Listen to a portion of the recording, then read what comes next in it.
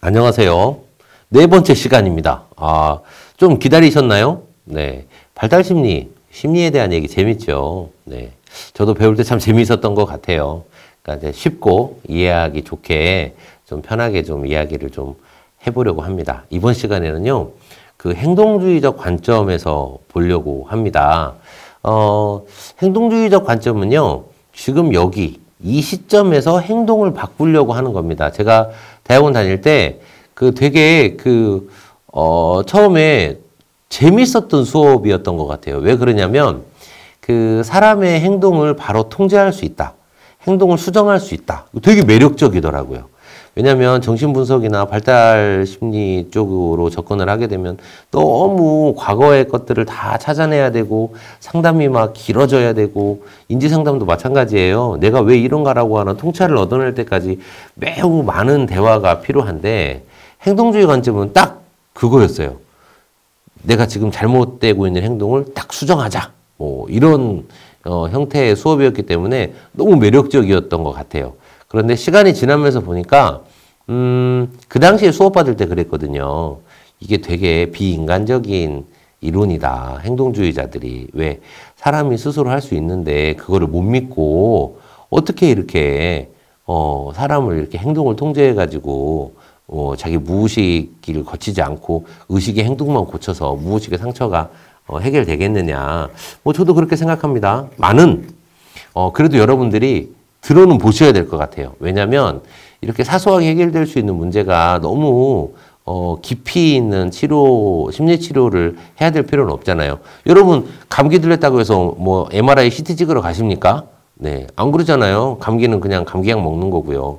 인대 늘어나면 엑스레이 찍으면 됐지 MRI, CT 잘 안 찍잖아요. 뼈 부러진 것도 아닌데 물론 이제 제가 잘 몰라서 하는 말일 수도 있겠습니다만 작은 질병은 작은 치료로 큰 질병은 큰 치료로 뭐 이런 개념에서 드린 말씀입니다. 여러분 들어보셨는지 모르겠는데 파블로프의 개라는 이야기 들어보셨나요? 러시아의 심리학자인데요. 고전적 조건화 이론을 얘기했어요.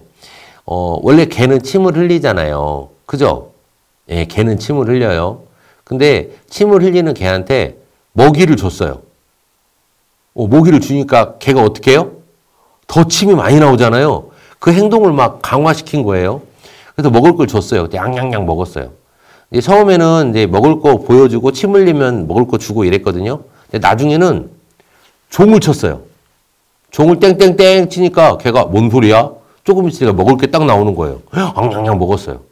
그걸 몇 번 반복을 했어요. 그러니까 이 개가 나중에는 종만 땡땡땡 치면 침을 젤젤젤 흘리는 거예요. 왜? 곧 있으면 먹을 게 나오니까. 이게 바로 고전적 조건화입니다. 예를 들어서 사람들도 마찬가지예요.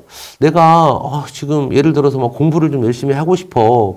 근데 어떡하지? 공부를 좀 열심히 하고 싶은데 마음이 잘 안 먹어져. 그러면 예를 들어서 공부하기 전에 내가 어떤 행동을 하면 공부가 잘 되더라. 이런 습관이 있어요. 이런 것들을 알게 되면 그 이전에 내가 공부를 잘하기 위해서 하는 그 루틴들, 습관들을 만들어서 그 행동을 먼저 하는 거죠. 그래서 청소를 먼저 한다든지, 주변 정리를 한다든지, 아니면 공부하기 전에 음악을 좀 들은 다음에 한다든지, 뭐 앞에 있는 조건을 만들어가지고 뒤에 있는 행동을 유도하게 하는 이 고전적 조건화 이론이 바로 이제 이렇게 사용이 됩니다. 쉽죠? 그래서 내가 뭘 잘하기 위해서 강화시키기 위해서 이제 훈련하는 게 고전적 조건화고요. 조작적 조건화라는 게 있어요. 말이 다르죠. 고전적 조건화는 그냥 딱 들으면 A, B, C, D 뭐 딱 떨어지네 이렇게 되는데 조작적 조건화는 좀 다릅니다.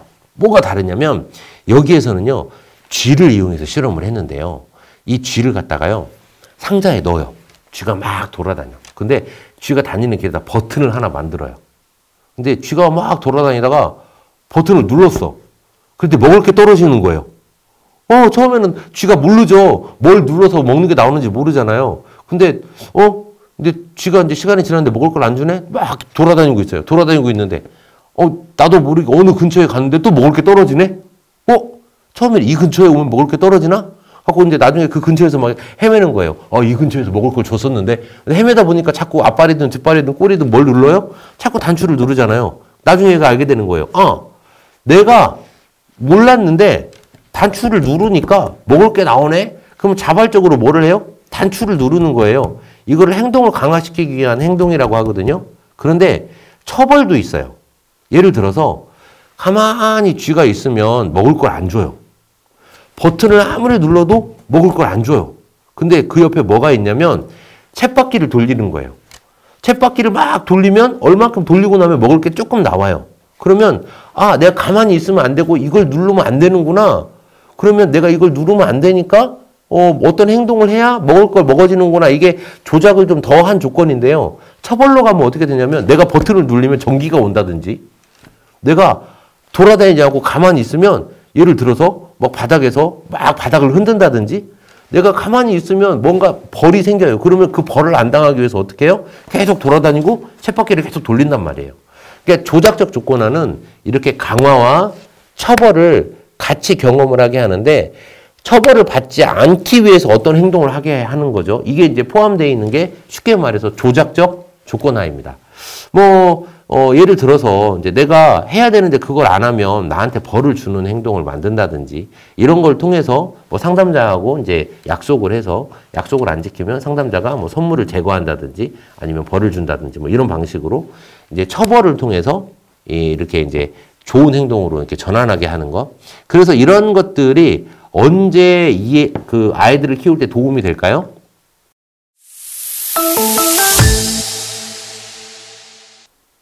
어릴 적에 하는 게 좋습니다. 어릴 적.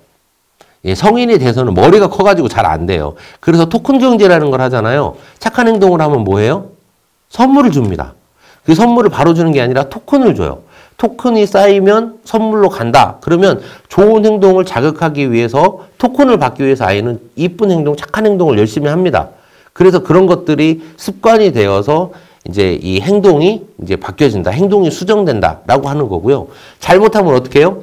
토큰을 없앤다거나 아니면 벌칙 쿠폰을 줘가지고 그 행동을 한 거에 대해서 내가 선물을 못 받게 되겠네라고 처벌을 하는 것들이 조작적 조건하죠.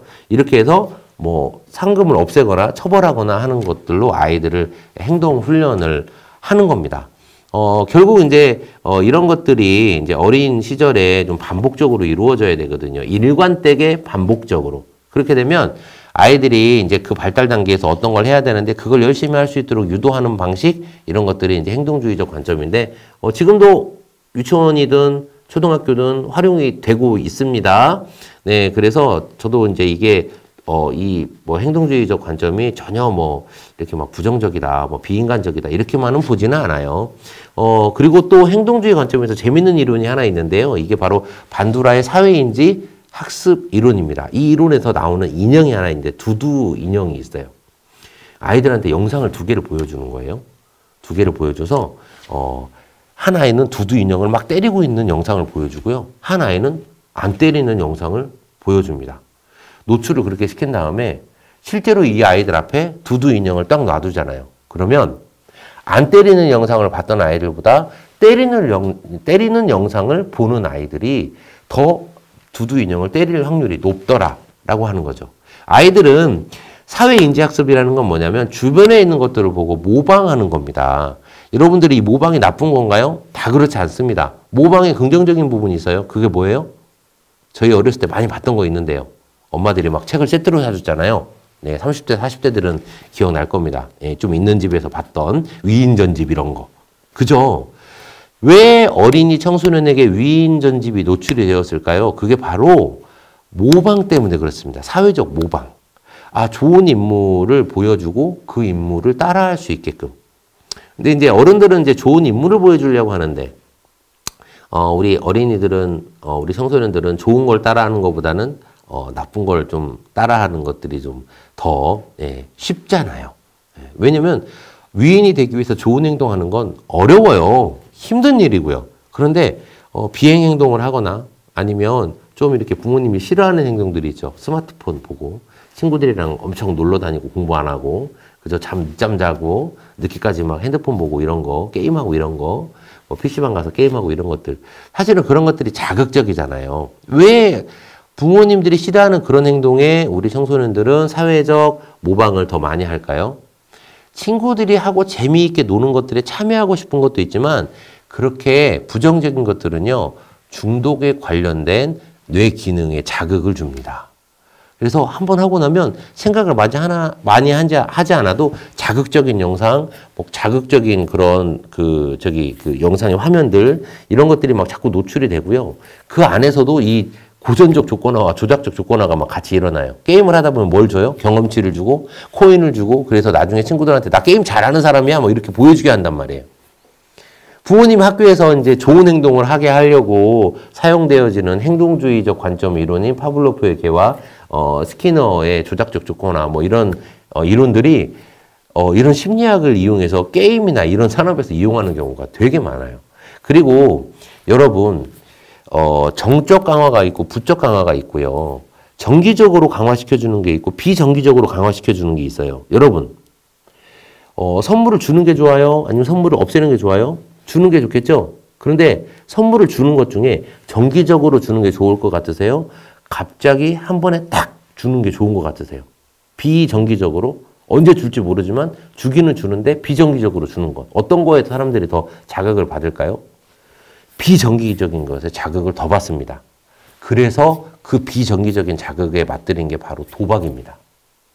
언제 잭팟이 터질지 모르는데 주긴 주는데 크게 줄 거야 라고 사람들을 믿게 만들어버리는 것. 그래서 카지노나 이런 곳에서도 심리학적인 것들을 많이 이용을 하거든요. 실제로 사회인지 학습 이론에서 긍정적인 것들의 모델링을 시킬 것이냐, 부정적인 것의 모델링을 시킬 것이냐에 대해서 이런 연구들이 되게 참 많이 있습니다. 그래서 우리 아이들 주변에 좀 긍정적인 영향을 줄 수 있는 친구, 멘토 이런 부분들을 만날 수 있도록 환경을 만드는 거 되게 중요하죠. 이런 것들이 되게 중요한 이유가 뭐냐면 이 아이가 긍정적인 자극을 받고 뭔가 성장한다라고 하는 경험을 못 느끼게 되면 주변에 자극적인 매체로 돌아서게 됩니다. 사회인지 학습 이론에서는 바로 그래서 긍정적인 자극을 줄 수 있는 그 환경을 만드는 것이 매우 중요하다라고 얘기를 하고 있어요. 여러분들 청년분들도 마찬가지입니다. 이제 혼자 계시기 좋아하시는 분들은 자극적인 매체에 노출될 확률이 높겠죠. 하지만 내가 배우고 싶은 사람, 따르고 싶은 사람, 존경하고 내가 닮고 싶은 사람들을 만나기 위해서 끊임없이 이런 좋은 환경 속에 가려고 노력을 하시는 분들은 그런 사람들의 영향을 받을 겁니다. 그게 여러분이 행동한 거에 결과가 되겠죠. 어떤 사람들, 그리고 어떤 공동체, 어떤 사회에 속할 것이냐라고 하는 선택은 여러분이 하셨습니다. 그리고 그 안에서 여러분들은 아동, 청소년, 청년이 되어서까지 영향을 받으면서 그 공동체에 있는 사람과 닮아갈 겁니다. 여러분은 지금 어느 공동체에 어떤 사람을 닮으려고 노력하고 계십니까? 저는 개인적인 행동을 결정하는 고전적 조건화와 조작적 조건화도 중요하지만 여러분들이 어디에 속해서 어떤 행동의 강화를 받고 무슨 행동을 하면 주변에서 칭찬을 받고 격려를 받는지 이게 더 중요하다고 생각합니다. 그래서 여러분들이 건강한 공동체에 가입을 하셔서 그곳에서 정말 좋은 그리고 성장하는, 성취하는 경험들을 많이 하실 수 있는 멘토들을 주변에 많이 두시기를 권해드립니다. 여기까지 행동주의적 관점에서 본 발달심리였습니다. 감사합니다.